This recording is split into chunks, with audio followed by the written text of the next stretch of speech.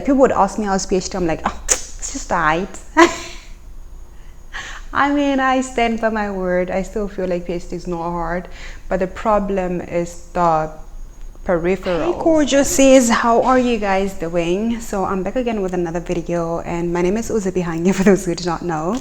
If you're here for the first time, welcome, and please do make sure that you join this community by subscribing, and also do give this video a thumbs up and share it with your friends as well so that they can join this community, okay?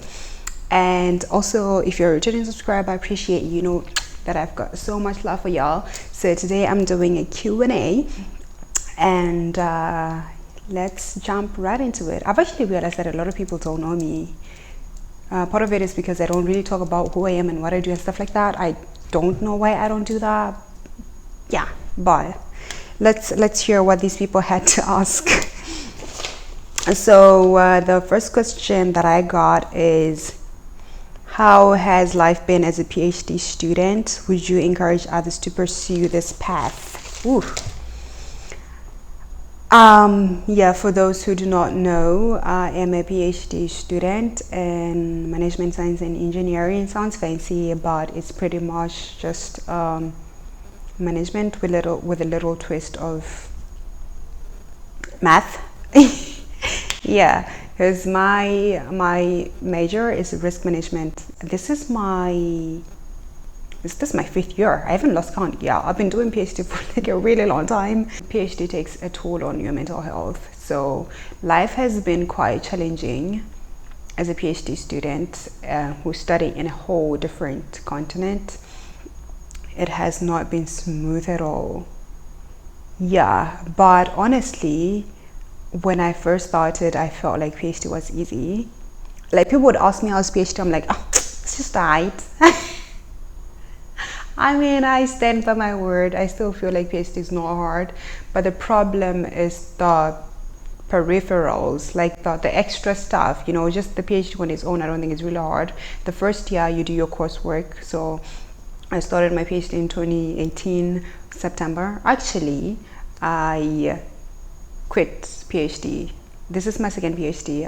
The first one I quit it after 6 months because I was just not feeling it.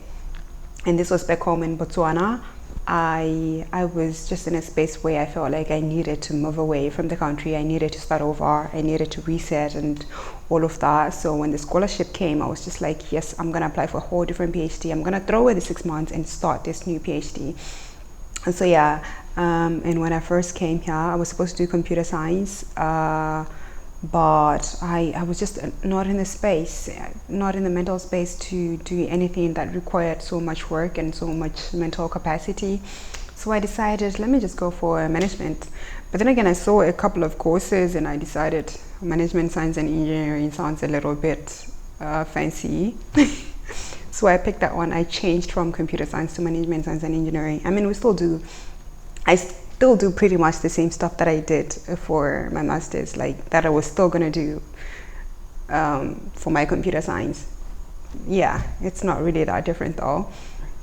But I did, and the first year was quite smooth. Say I aced all my classes, and the second year it was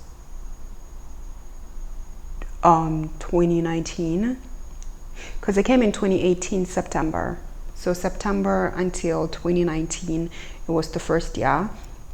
And then 2020 was COVID. During COVID, honestly, I think that was the worst year for me, especially physically. Mentally, I was okay, but physically, I got really sick, and to a point where I thought I even had COVID. I tested for COVID so many times before COVID was even popular, but all the results came back negative. So I don't know what's going on. It was so hard for me to even publish, and also in terms of publishing, just during that period it was hard to publish a paper because most journals were closed down and they had like longer response time. Usually it takes a really long time to publish a paper. That is the hard part about PhD, honestly. It's not even that the subjects are hard or whatever, it's just the publications. To get your paper accepted at a very high level journal, that's the challenging part. and sometimes it's even beyond your control. You understand? So that's what happened in 2020.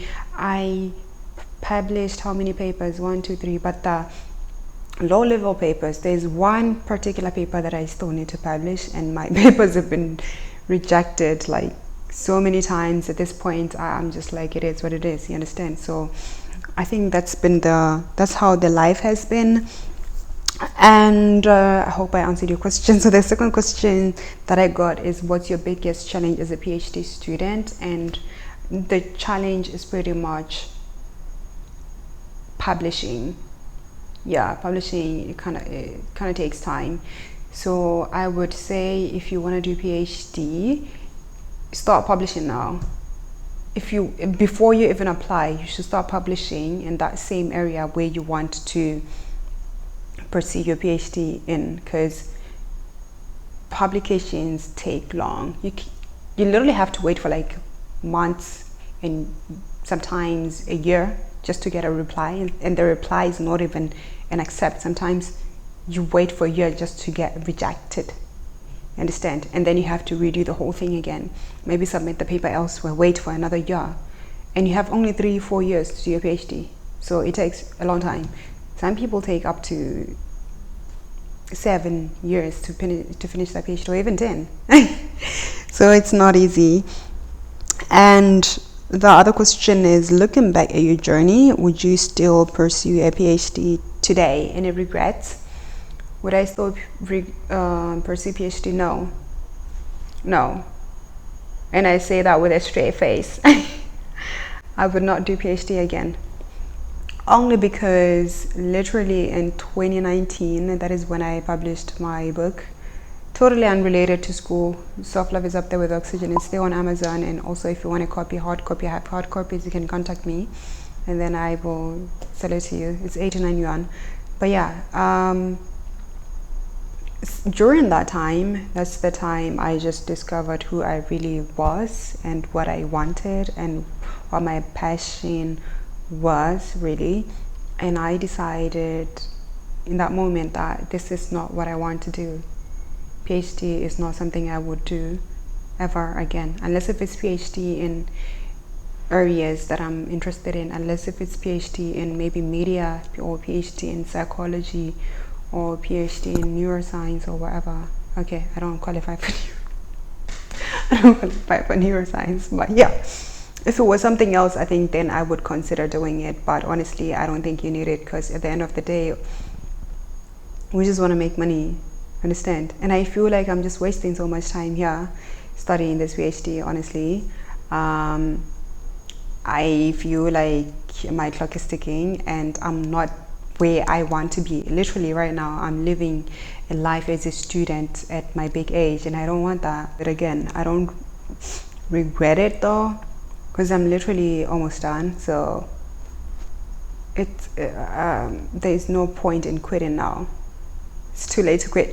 I'm stuck with this PhD. Yeah. And the other question that I got is, what country would you like to move to?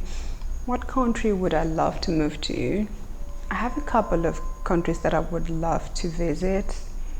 I'm not sure if I would love to move to the countries, but obviously England or somewhere in the UK. I would love to visit Nigeria. Yeah, Jenny Drill, only about Jenny Drill. Those who know me, they know that I'm obsessed with that guy. So I think I would love to visit Nigeria, or just go somewhere where Jenny Drill is going to be performing. I would also love to move to, I love Canada, I love Singapore. Those are the countries that I consider staying at for some time. I'm not sure if I would want to permanently move there. Yeah, Namibia as well, for sure. What is my favorite dance move? I'm not sure if I have a favorite dance move, but I do have a favorite dance genre. Obviously, It's Latin dance, kizomba, especially the traditional kizomba. I do not love urban kizomba, y'all. Urban kizomba is just too and too mechanical for me. I love traditional kizomba. Traditional kizomba kind of just flows. It's smooth and it's spiritual for me. I love spiritual stuff. So yeah. What is your favorite dance, y'all? Is it anyway, guys, I think that's it. Those are the questions that I picked. I probably still have more questions coming, but I decided to make this video real quick based off of these questions. If I have more questions and I have more time, I will probably make a part 2. Do you guys want to see the part 2 or not? Let me know down below. I am gonna see you on my next video. Bye.